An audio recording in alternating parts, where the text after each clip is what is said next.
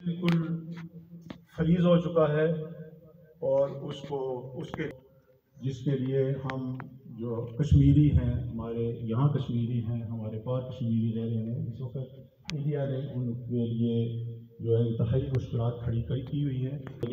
इस पे इंतहाई इनके कंधों पर ये जिम्मेदारी आयद होती है।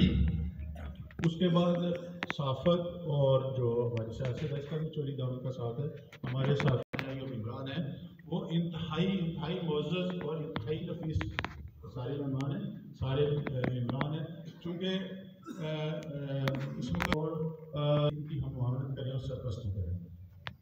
तो मैं एक बार फिर अपनी जानब से यहाँ नौ मंथली बॉडी जो हमारी अभी उसने और लेना है उसको मैं अपनी तरफ से चौधरी शाहिद रशीद साहब यहाँ ऑर्गेनाइजेशन की नुमाइंदगी कर रहे हैं, हम उन्हें खुशामदीद कहते हैं। इसके अलावा तहरीक मेराजुल कुरान और उलमा अहले सुन्नत के मोतबर शख्सियात यहाँ पे बैठी हैं। एडिशनल से गुजारिश अदा करूँगा कि हमारे सीनियर्स की मुख्तलिफ कौंसल वेस्टर्न मेंस चेयरमैन और सिविल सोसाइटी का शुक्रिया अदा करता हूँ कि वो आज इस तकरीब हलफ बर्दारी की दावत पर जहाँ शरीक हुए, खड़ा रहने की उनका बहुत ज़्यादा शुक्रिया।